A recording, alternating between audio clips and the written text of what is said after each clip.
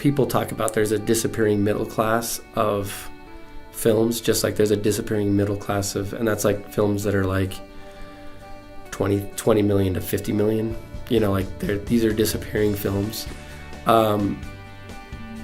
But I feel like the situation with, us becoming more studio driven and we're more into franchises, and it's like, where's the young voices coming from? Where are they going to be able to sit, speak out? I actually don't think that situation's as dire as it seems, because one thing that's like the saving grace of that is that there are new avenues to show your film opening up every day. And there are like channels out there, and like by channels I mean people who like start a channel that's not on any television net. It doesn't air, but it's like online channels, like almost like a Hulu or a Crackle or a Netflix situation. They're smaller and they're lesser known, and they are dying for content. Like it's irritating when you're out there and you're like trying to make something and you keep hearing about all these people who are dying for content. They just want content and they need content, and they have thousands of hours of programming and air and that they can't fill. It's easy to kind of look and say like, well, this isn't a Marvel movie and therefore it's not gonna, like that's what anytime there's a new superhero movie, that's like all we talk about, right? Like that's like, when it comes to our entertainment, it's like, oh, it's Civil War, it's Batman versus Superman, it's like all these things. But luckily there is still like a small, like you have more independent theaters in Salt Lake. It's the Broadway. There's just down the street where you will get these smaller shows, smaller production companies from like the Weinsteins to like A24 or like people who are they produce those films. And I think almost those production companies and those styles start getting an audience. I know that like usually whenever I see a film and A24 shows up on the beginning, I'm like, I've really liked all the other stuff they've done. Like why, I should pay attention to this. Everyone's still trying to figure it out, right? Like the internet's been around like in everyone's daily lives for like over 10 years now, like probably like 10, 15 years.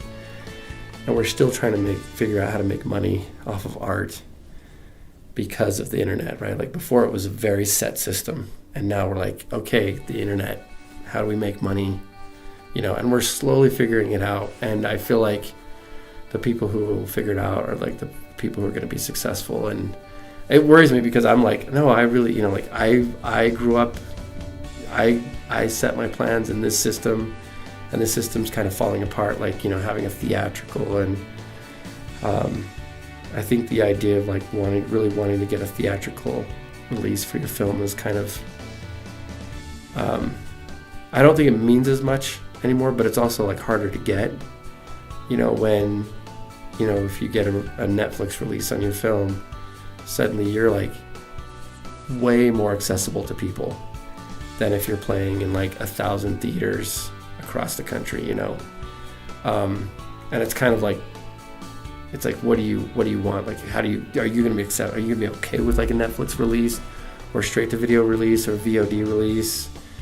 I think that's the kind of thing that independent filmmakers really have to kind of look at and say, yeah, I might not, I might never shoot on film again, and I might never get a theatrical, but this is the way things are. And if you're making stuff, sometimes I think that I'm like, if I'm making stuff, who cares?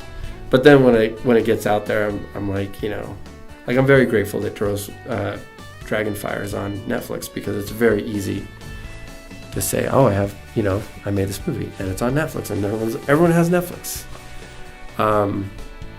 And it sounds impressive and it sounds cool, and like it's like formulating that step, like, oh, he has a film on Netflix, now we should get him something else. But yeah, I don't think it's, if we can figure it out, it's almost like it's in like an infancy, like we're still like inventing it. But I think if we can figure it out, it'll be okay. I don't think indie film will ever go away. I think there'll always be a need for it. I think there'll always be a venue for it, even if it is like on your phone, I kind of feel like it's more like the filmmakers, responsibility to research a festival and see, because especially if you got a short film, it doesn't mean you have all the money in the world, right? So it doesn't mean you have all the money in the world to submit to a festival. So you should be very strategic, okay, I have to put $40 to Sundance, I have to do all these people that are good, and so you shouldn't be something festival, fly by night festival, I'm gonna send them 100. And I've seen those. I think I remember one time I got called by a place and they were like, we want to represent your film at this film market. And at first I was like, oh, this is so cool.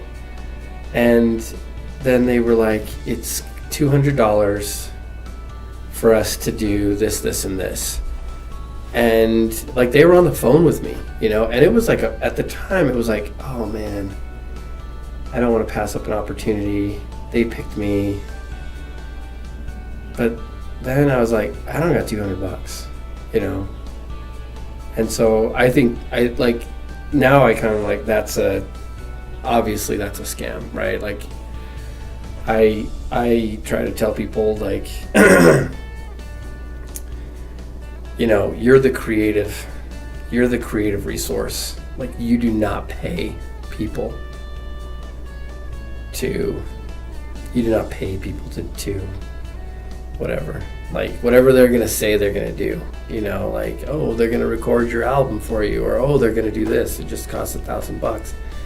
It's no, you're the creative person. If they believe in you, they're gonna want to do that, and then you can make some kind of deal with whatever they sell. But if they're, if they want to rep your film for $200, that's $200 in their pocket, and then they don't have to do anything, and they really don't have to show you they did anything. I think with a film festival, it would be harder to rip people off because it's but there's definitely stuff out there. But that's what I say is people pay you. You're the creative. If somebody wants you to pay them, then don't do it. And that's that can be when people ask me there's this screenwriting guy, and for $100 he'll read your script and give you notes, and for $300 he'll help you write it, and if he likes it he'll share it with his agent. And you're like, do you know how pissed off his agent would be if he really had an agent? He's like, yeah, I'm just opening it up so you can rep all these scripts that I like. If that was even obviously that's not the case. That's not what really happens. But if it was to happen, if I was that dude's agent, I'd be like, yeah, no, I'm not, I'll drop you right now because I don't want to rep half the United States, whoever signs up for your class or whatever. Yeah, so that's my rule. Seriously, creativity is a resource, and your work is a resource, and people should be paying you for that. And if they aren't, then just keep working. It's no big deal, but there's no shortcuts. There's no paying somebody $200 or $1,000 to get a shortcut into what you want to do. And everybody else who's working didn't do that. They didn't go down these fly by night routes. They worked hard.